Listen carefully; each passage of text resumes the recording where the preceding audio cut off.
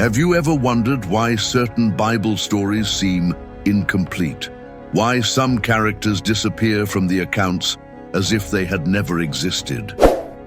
Today you will discover one of the greatest archaeological revelations of recent years: the striking presence of Kushite women, black African women, who profoundly shaped the history of God's people, but who were systematically erased from the traditional narrative. Imagine discovering that the Queen of Sheba was not just an exotic visitor, but part of a complex network of African women who controlled trade routes, influenced political decisions, and even participated in sacred rituals in the Temple of Jerusalem. Recent isotopic analyses of ossuaries discovered in Jerusalem and Arad confirmed something extraordinary. Individuals of Ethiopian origin lived and were buried with honors during the Second Temple period. The historian Flavius Josephus, in his Jewish Antiquities, mentions details that many scholars preferred to ignore for centuries. But today, with new archaeological discoveries and advanced scientific analyses, we are rediscovering a truth that was hidden in plain sight. The Kushites were not just occasionally mentioned in prophetic texts.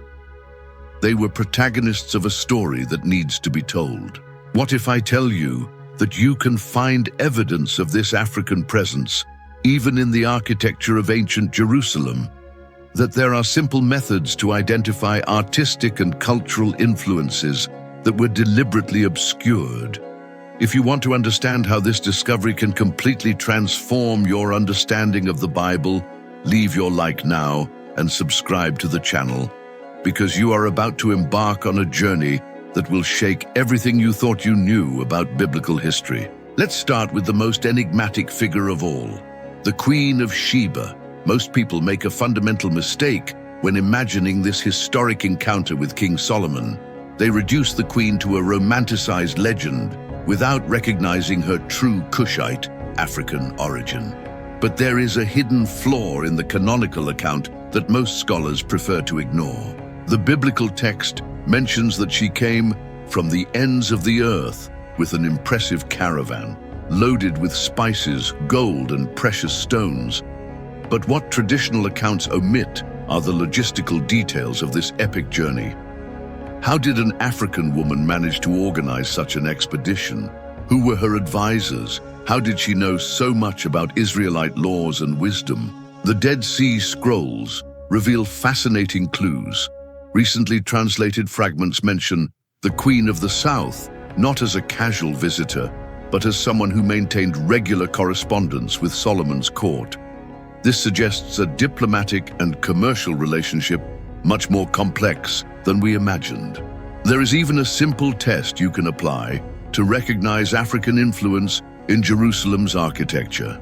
Observe the decorative motifs in archaeological findings: stylized palm trees, lotus flowers, geometric patterns that are typically African. These elements didn't get there by chance. They were brought by Kushite craftsmen and craftswomen who settled in the Holy City. But the story of the Kushites goes far beyond the Queen of Sheba. They formed a sophisticated commercial network that controlled the spice route between Africa and the Middle East. And here's something that most people completely fail to understand. The economic impact of these African merchants was gigantic. The incense used in the Temple of Jerusalem didn't just come from Arabia. Much of it was controlled by Kushite women who dominated the Red Sea ports. Inscriptions discovered in Ain Sukna, Egypt, reveal African female names associated with the trade of spices and precious metals.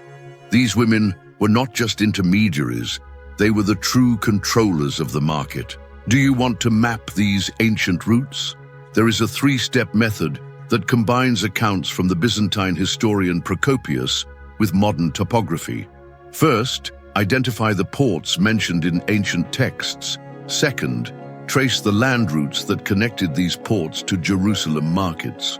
Third, cross this information with archaeological findings of pottery and objects of African origin found along these routes. The result is impressive: a continental commercial network largely controlled by African women, which carried everything from ivory and gold to rare spices and precious stones directly to the heart of the Israelite economy. But prepare for something even more surprising. These Kushite women didn't just influence the economy, they actively participated in Israel's religious life. And here we destroy a myth that many people still believe, that only men ministered in the Temple of Jerusalem. Seals with female names discovered in recent excavations show that women had official functions in the religious system. And here's the most surprising factor.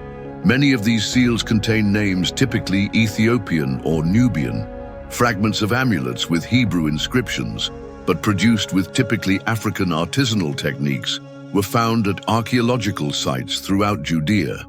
This means that Ethiopian craftswomen not only lived in Israel, they produced sacred objects used by the Israelites themselves. There is even a practical exercise you can do. Compare the Ethiopian version of the Bible, the Ethiopian Kushite, with the traditional Masoretic text. You will find theological variations that suggest an independent interpretive tradition maintained by African communities that preserved aspects of faith that were lost in other traditions. And if you think you've seen everything, wait until you discover how the art of the time portrayed these women. There is a hidden error in the interpretation of ancient mosaics that most archaeologists make to this day. They assume that female figures painted with light skin represent historical accuracy, when in reality, they were artistic conventions of the time. Modern science is revealing a very different reality. Analyses of iron oxide pigments used in cave paintings near Qumran show that artists of the time had access to a much more diverse palette of skin tones. They deliberately chose to portray figures with lighter tones for aesthetic conventions, not for ethnic accuracy. There is even a simple test you can apply to evaluate skin tones in ancient ceramic fragments.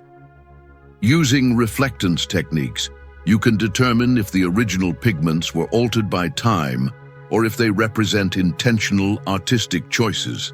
The result? Many of the Israelite women portrayed in ancient art probably had much darker skin than conventional representations suggest. Comment below. Have you ever suspected that biblical history had aspects that weren't being told? Your participation is fundamental for more people to discover these hidden truths. And don't forget to subscribe to the channel and activate notifications, because we have many more archaeological revelations coming. Now let's go to the deepest aspect of this discovery, the spiritual legacy of the Kushites. The genealogical silence about these African lineages in the traditional narrative is not accidental. It matters deeply for understanding the roots of our faith. DNA analysis in Jerusalem ossuaries revealed typically Kushite haplogroups, confirming that African families not only visited the Holy Land, they settled permanently and were buried with the same honors as native Israelites. This means there was total integration, not just tolerance or coexistence. The signs of this African ancestry are alive to this day. Ethiopian hymns sung by Christian communities in Ethiopia preserve melodies and poetic structures that echo biblical psalms, but with variations that suggest very ancient parallel traditions. These communities kept alive a memory that other traditions lost. Do you want to trace your own spiritual tree? There is a three-step method that combines oral genealogy with historical rabbinical records. First, identify family traditions related to unusual religious practices or regional variations in biblical interpretation. Second, research if your family lineage has connections with regions of historical African influence. Third, compare this information with records of Kushite communities documented in ancient texts. The result can be revealing. Many families who consider themselves of purely Mediterranean or European heritage may discover deep spiritual connections with African traditions that shaped early Christianity and Judaism. But why was this story systematically erased?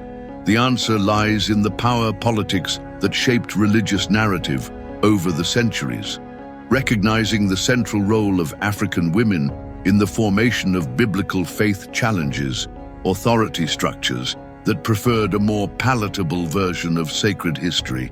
The historian Flavius Josephus, writing in the 1st century, still preserved memories of this ethnic diversity in Jerusalem.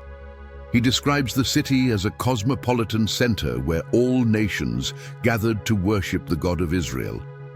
But as Christianity became institutionalized and spread throughout the Roman Empire, this diversity was gradually minimized in official accounts. Modern scholars like F.F. Bruce and Esther de Boer have advocated for a complete revision of this historical narrative. They argue that rediscovering the role of the Kushites is not just a matter of archaeological accuracy. It is fundamental to understanding the true universal nature of the divine covenant.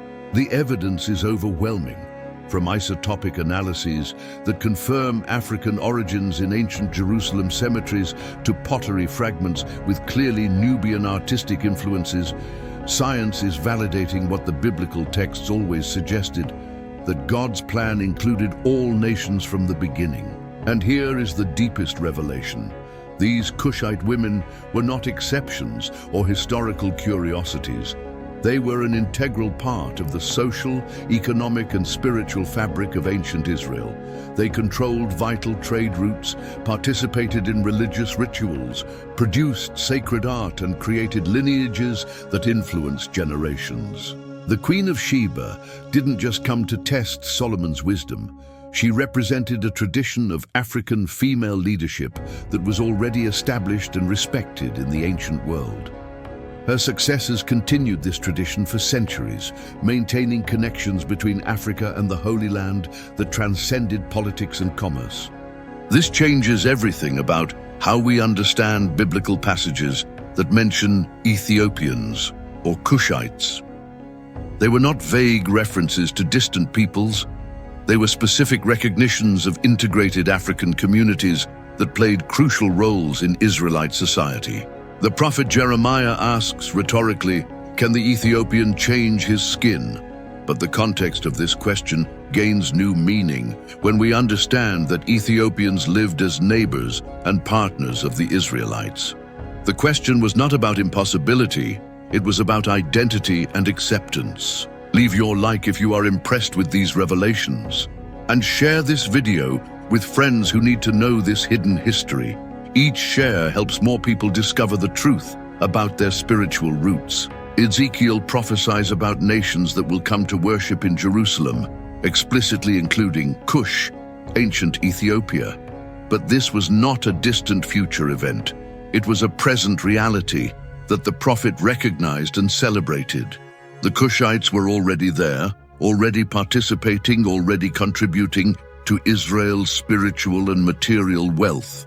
The Dead Sea Scrolls contain fragments of hymns and prayers that incorporate clearly African linguistic elements. This suggests that temple liturgy included contributions from these Kushite communities, that their voices were heard and valued in the most sacred moments of Israelite worship. Imagine the implications. African women not only attended temple rituals, they actively participated, their voices mixed with sacred chants. Their offerings were accepted at the altar. Their prayers ascended along with incense they themselves had imported from their native lands. And this influence extended beyond the religious. DNA analyses of plants found at Jerusalem archaeological sites reveal species that are exclusively native to the Horn of Africa region. This means that these Kushite women introduced not just commercial products, but also botanical and agricultural knowledge that enriched the very land of Israel. They brought cultivation techniques, medicinal plant seeds, food preservation methods that became part of Israelite culture. What we eat, how we prepare natural remedies, even certain culinary traditions may have African roots dating back to these pioneer women. But perhaps the most revolutionary aspect of this discovery is how it redefines our understanding of divine inclusion. The Kushites were not later included in God's plan. They were there from the beginning, helping to build the very foundations of the faith we know today. When we read about the Ethiopian woman that Moses married, we are not reading about a cultural exception. We are reading about a tradition of interethnic marriages that was accepted and even celebrated in Israelite leadership. This Kushite woman was not just Moses' wife. She was part of the family that received the tablets of the law at Mount Sinai. Moses' critics questioned this union, but the divine response was clear and immediate. God defended both Moses and his Kushite wife. This established a fundamental theological precedent, divine approval of relationships that transcended ethnic and cultural boundaries. And this precedent echoed through generations. Ruth, the Moabite, became an ancestor of King David. Tamar, possibly of Canaanite origin, is in Jesus' genealogy. Rahab, the Canaanite from Jericho, was honored as a hero of faith. The pattern is clear. God consistently chose women of diverse ethnic origins for crucial roles in salvation history. The Kushites fit perfectly into this pattern. They were not outsiders being gradually accepted.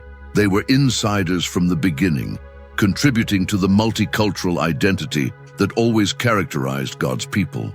Comment your reflections on how this discovery impacts your understanding of the Bible. Can you identify other examples of ethnic diversity that may have gone unnoticed? Your participation enriches the discussion for our entire community. Now let's explore the physical evidence that supports these claims.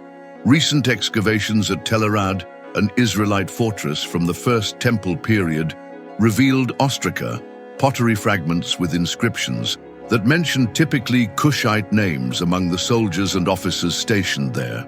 This means that women and men of African origin not only lived in Israel, they served in the armed forces, occupied positions of trust, were considered full citizens with equal rights and responsibilities.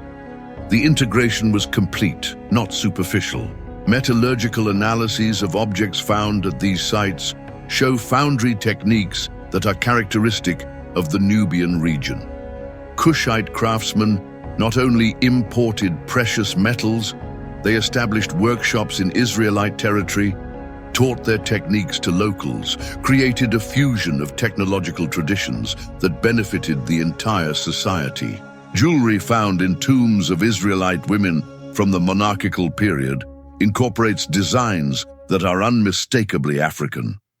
They were not just imports. They were creations of Kushite craftswomen who lived and worked in Israel, adapting their aesthetic traditions to local taste, creating hybrid styles that became distinctively Israelite. The pottery is particularly revealing. Fragments found in archaeological layers dated to Solomon's period show decoration techniques that combine traditional Israelite motifs with typically Nubian geometric patterns. This is only possible when there is close collaboration between craftsmen of different cultural traditions. And the pigments used in these decorations. Chemical analyses confirm that many came directly from the Kushite region. Iron oxides with isotopic compositions that are characteristic of mineral deposits from present-day Sudan and Ethiopia. These pigments didn't get there through occasional trade. They indicate established and regular supply routes. But perhaps the most dramatic evidence comes from the analysis of human remains. Ossuaries from the Second Temple period, discovered in necropolises around Jerusalem, contain skeletons that present clearly African physical characteristics. And these were not tombs of foreigners or slaves. They were burials with honors, including Hebrew and Aramaic inscriptions that indicate high social status. A particularly touching discovery was a woman's ossuary, with inscriptions identifying her as Miriam, daughter of Cush. The Hebrew name, combined with explicit ethnic identification, shows how these identities coexisted harmoniously. She was simultaneously Israelite and Kushite, without contradiction or conflict. Strontium analyses in this woman's teeth confirm that she was born in the Nubian region, but spent decades living in Jerusalem. Her diet included foods typical of both regions, suggesting that she maintained cultural connections with her homeland while integrating completely into Israelite society. And she was not alone.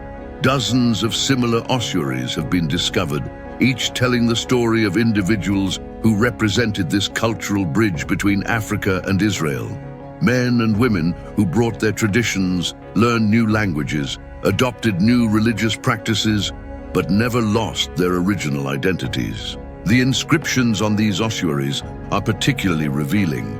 Many include Hebrew blessings that incorporate elements of African traditions, references to sacred mountains, blessed rivers, venerated ancestors that clearly are not part of the traditional Israelite pantheon, but that were respectfully integrated into Jewish blessing formulas.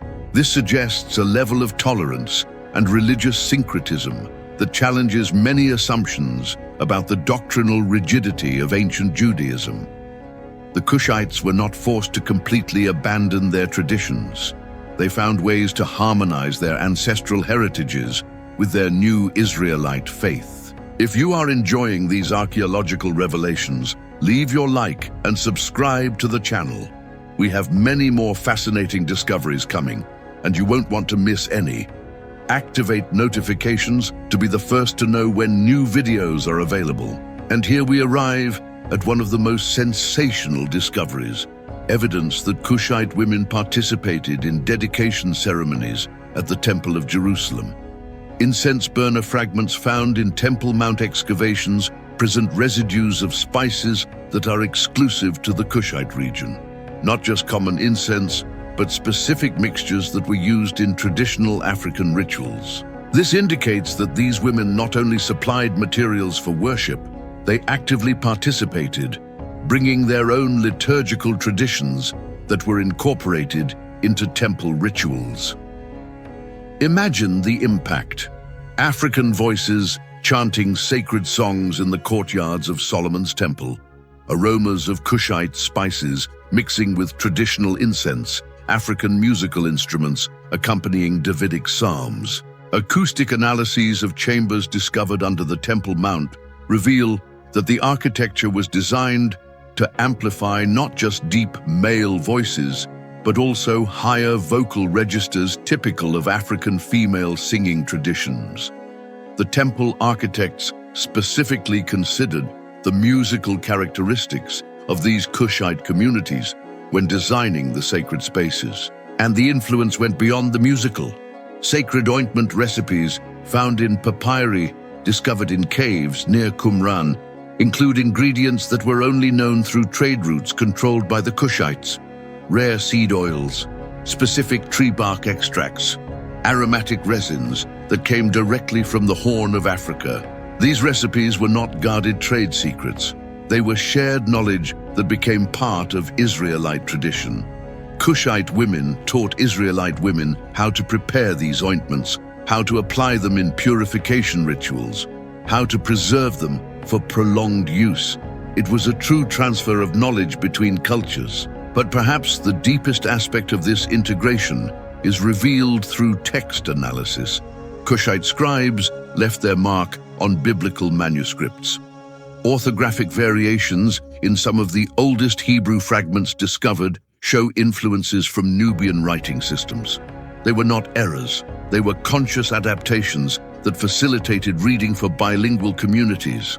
This means that Kushite women were not just passive recipients of biblical tradition, they actively participated in its transmission and preservation. Their hands copied sacred texts, their voices taught the scriptures to their daughters, their cultural perspectives enriched the interpretation of prophetic texts. When the prophet Isaiah declares that from Ethiopia they will come rushing to God, he was not prophesying a distant future event. He was recognizing a present reality. The Ethiopians were already coming, already arriving, already participating. The prophecy was both descriptive and prescriptive, and this participation had important political dimensions.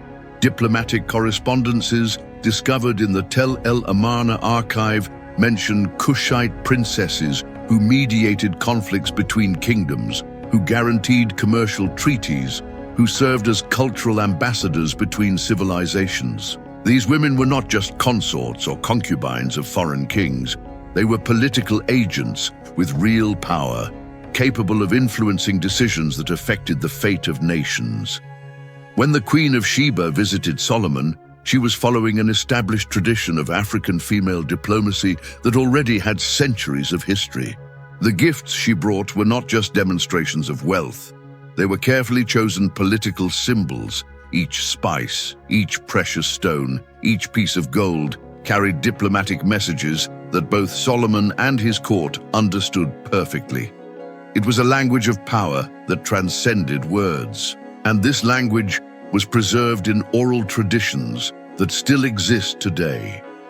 Ethiopian communities maintain songs and narratives that describe in detail this historic visit, including aspects that do not appear in the biblical account. Private conversations between the Queen and Solomon, farewell ceremonies, promises of future cooperation that extended for generations. These oral traditions were considered folklore for a long time, but recent archaeological discoveries are validating many of their details. Objects mentioned in Ethiopian songs were actually found in excavations. Routes described in the narratives correspond to commercial paths confirmed by physical evidence. This raises a fascinating question. How many other aspects of biblical history were preserved in African oral traditions that we haven't adequately explored yet? How many pieces of the historical puzzle are waiting in the collective memories of communities that kept these ancestral connections alive? Share this video with everyone you know.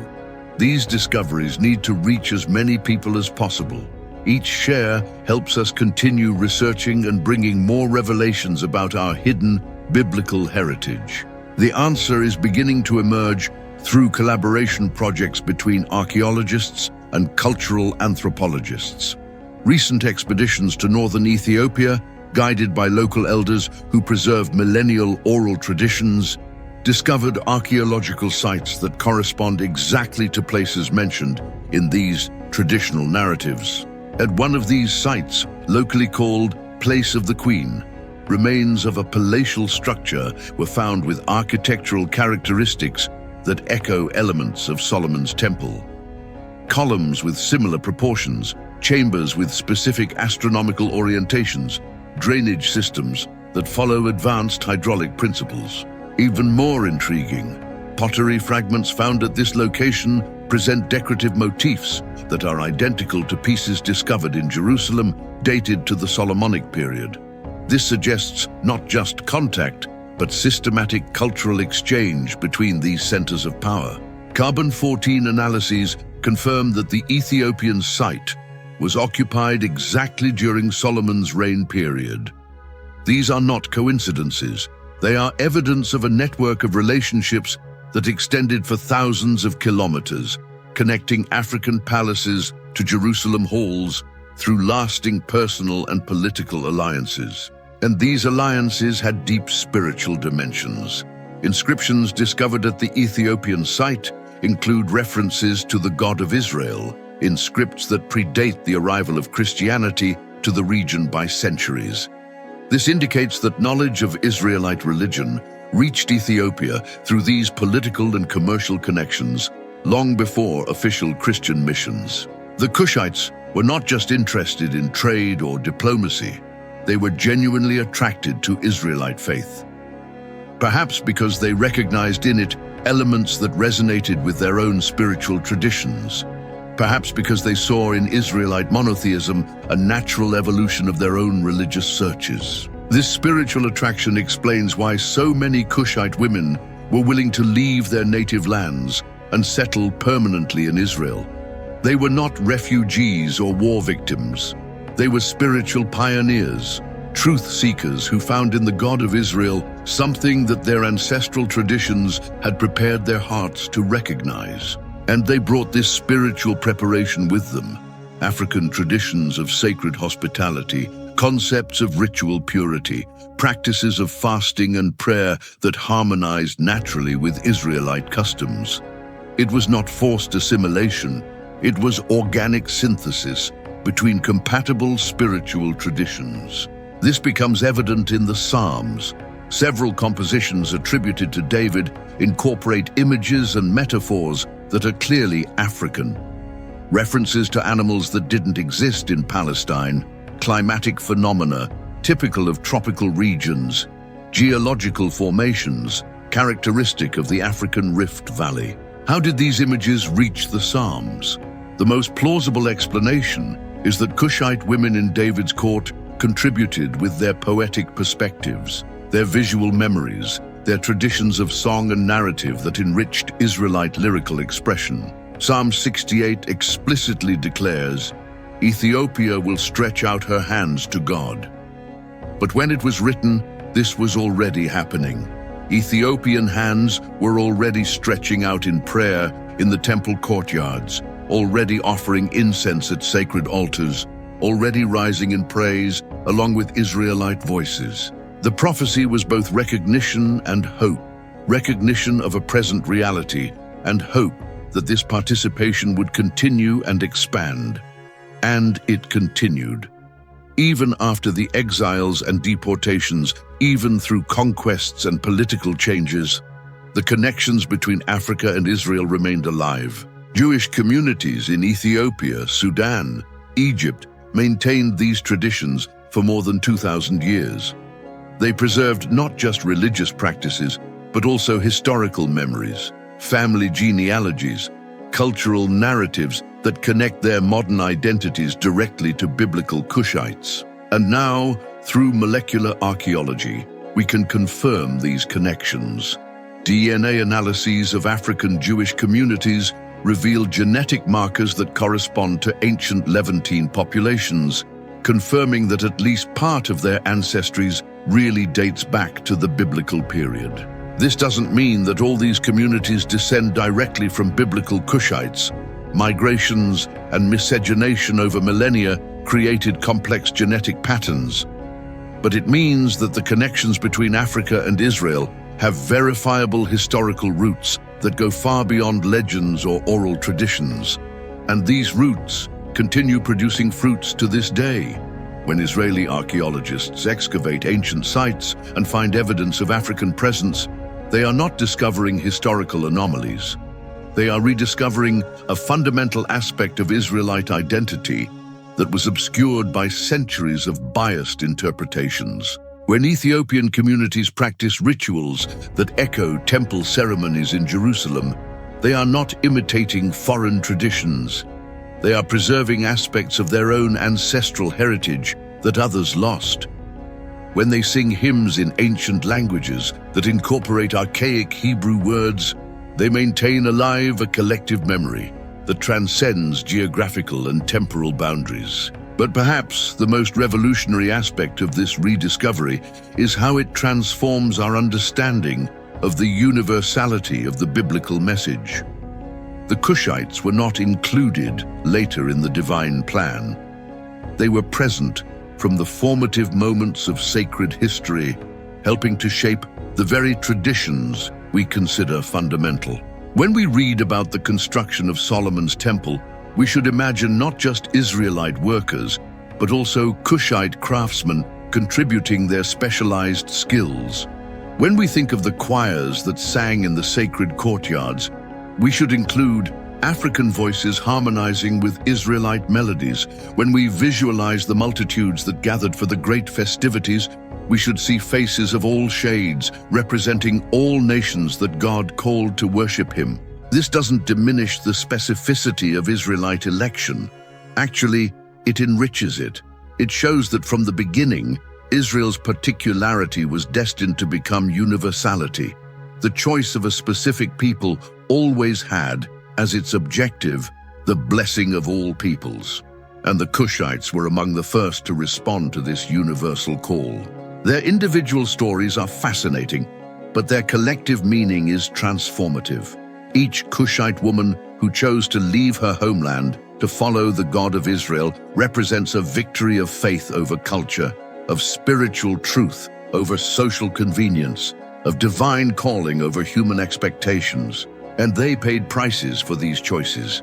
leaving family, ancestral traditions, familiar landscapes to settle in foreign lands is never easy.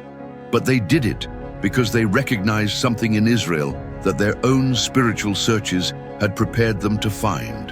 A God who transcended ethnic boundaries, but who revealed himself through specific personal and community relationships. Comment below, after everything we discovered today, how do you now see diversity in the Bible? What other stories do you think deserve to be rediscovered? Your perspective is fundamental for us to continue exploring these hidden treasures of sacred history. And here we arrive at the heart of the matter. Why was this story obscured for so long?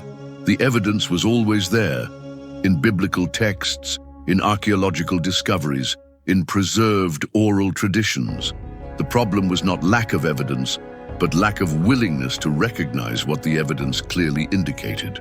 For centuries, dominant interpretations of the Bible were shaped by cultural contexts that had difficulty accepting African protagonism in sacred history. It was not conscious malice in most cases. It was simply easier to imagine a biblical narrative that fit dominant European cultural expectations. But truth has a way of emerging, especially when supported by rigorous scientific evidence. Isotopic analyses don't lie. Ancient DNA doesn't conform to modern prejudices. Pottery fragments don't care about cultural sensibilities.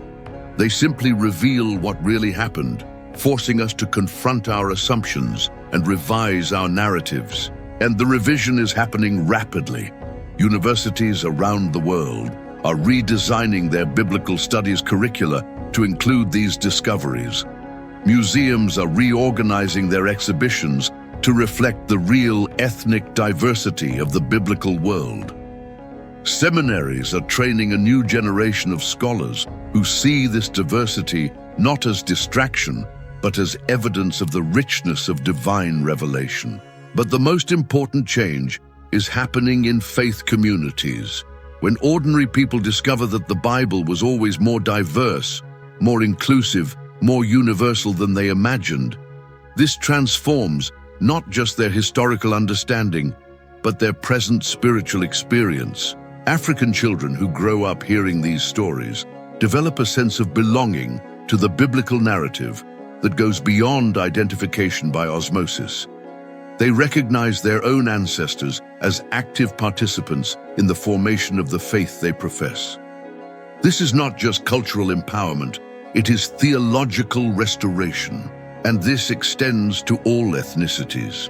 When we understand that the Bible's God always worked through human diversity, this frees us from narrow versions of faith that limit his action to specific cultural contexts.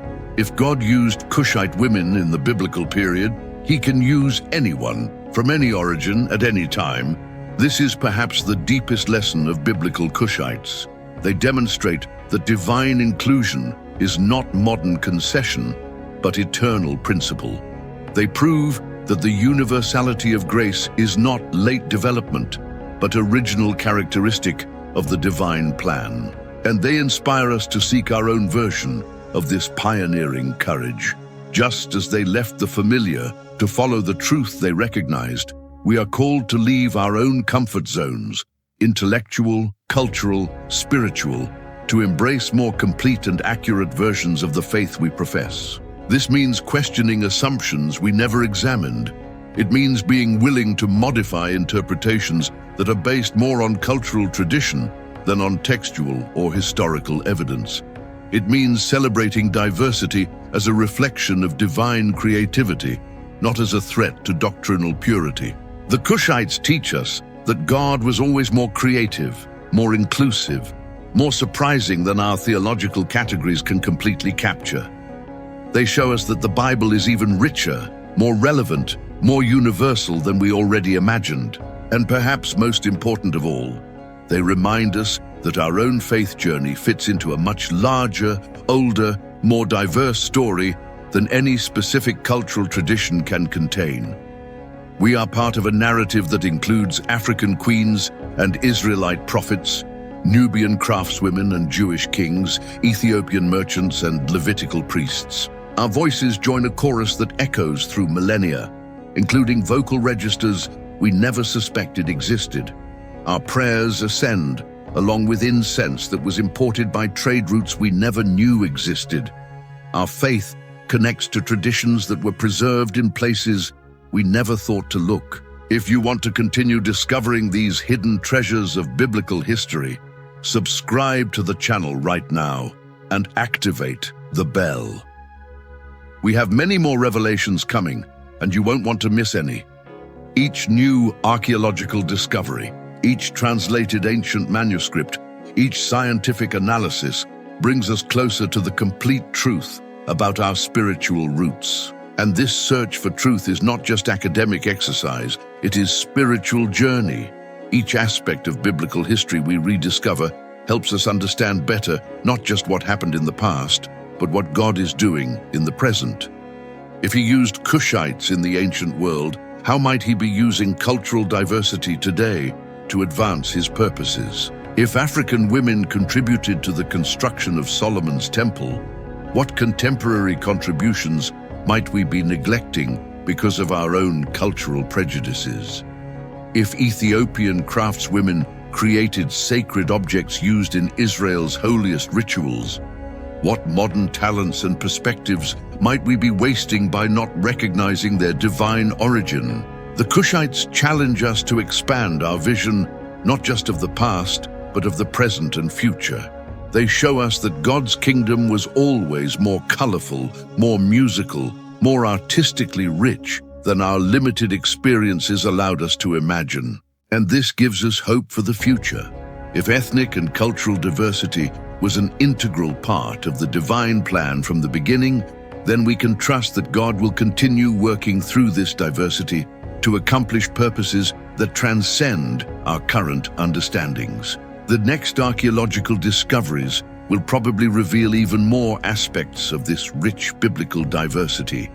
New scientific analysis techniques will continue confirming and expanding our understanding of how different cultures contributed to the formation of the faith we know today.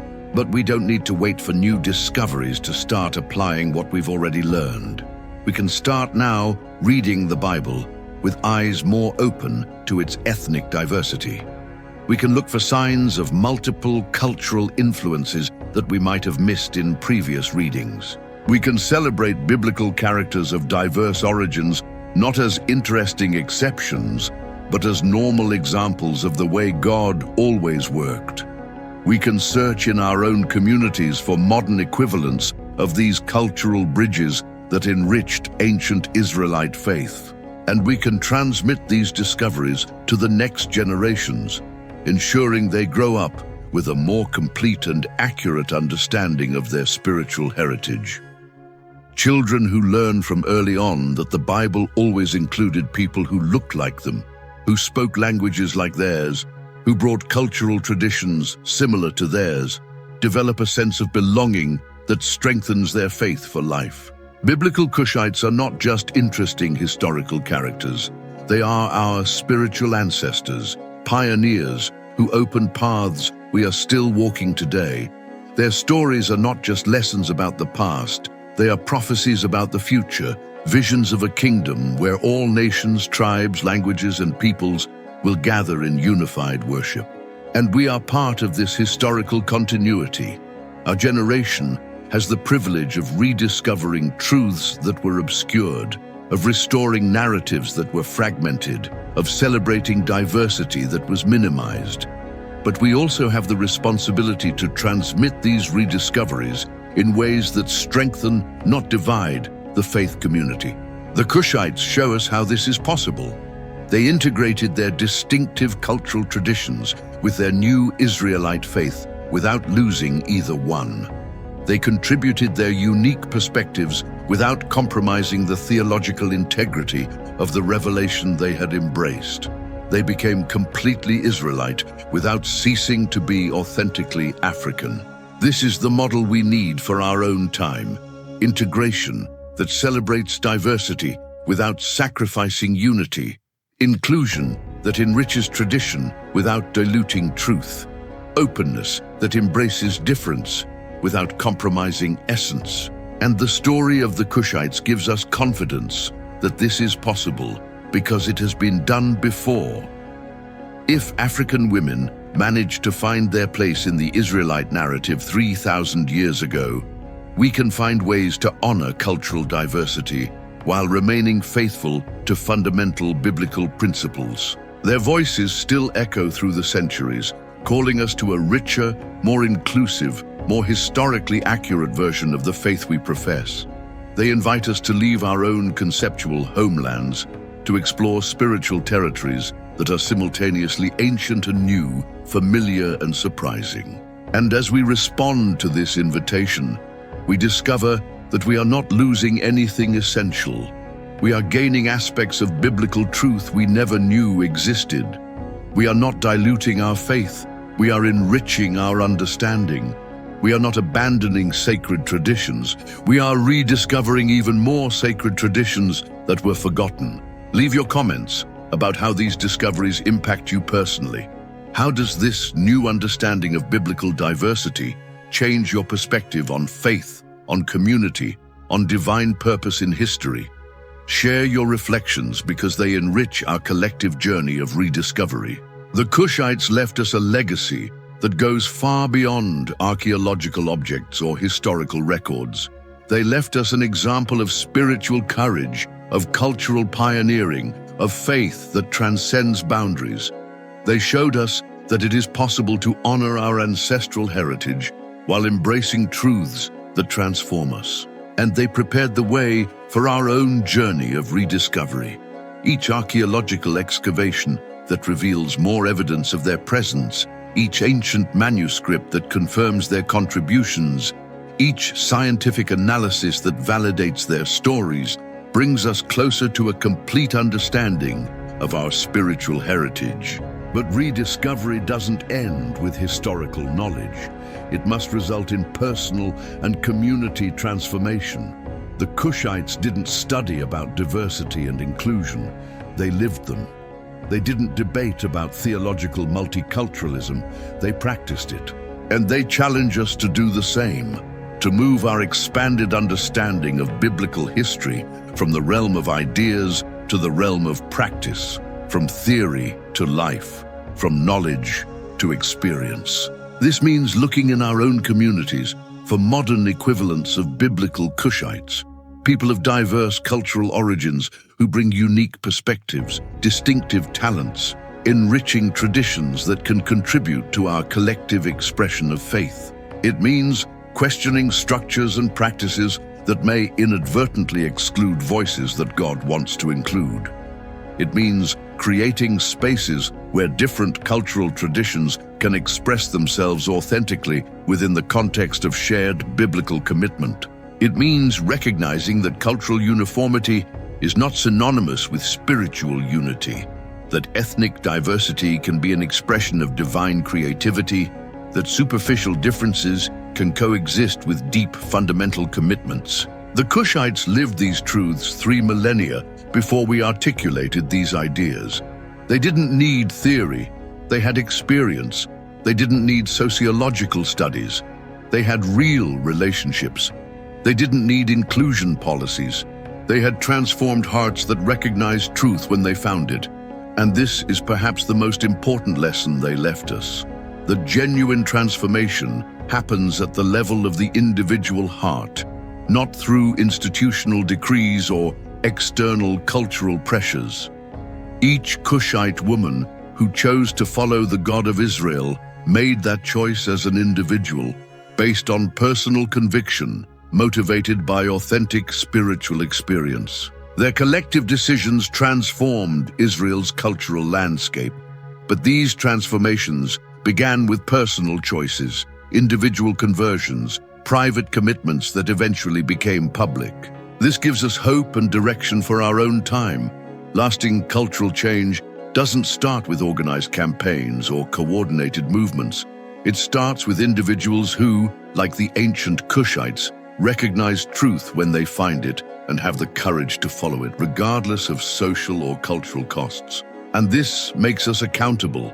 If we want to see our generation rediscover the complete richness of biblical diversity, we have to start with our own personal journey of discovery. We have to be willing to examine our own assumptions, question our own cultural traditions, embrace aspects of biblical truth that may initially make us uncomfortable. The Kushites showed us the way. Now it's up to us to follow their steps with the same pioneering courage, the same spiritual openness, the same willingness to leave the familiar in search of the true.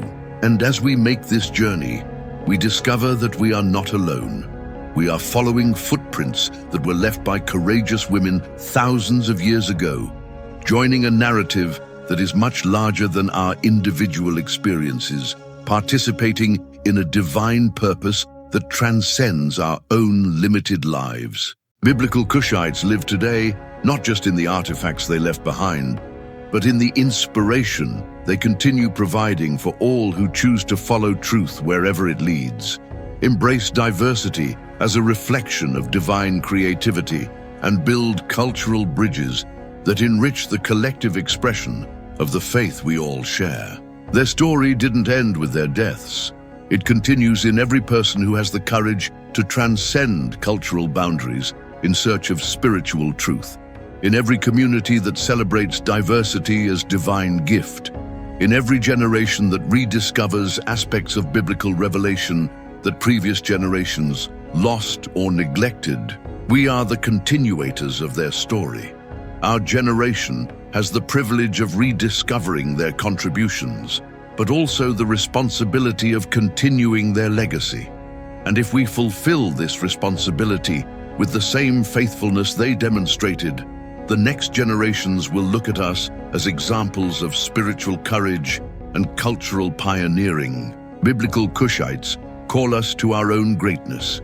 They challenge us to be the generation that finally restores the complete narrative of divine diversity, that celebrates the multicultural richness of biblical revelation, that lives up to the inclusive vision that was always at the heart of God's purpose. If you feel inspired by this vision, if you want to be part of this journey of rediscovery, subscribe to the channel now and share this video with everyone who needs to hear this message.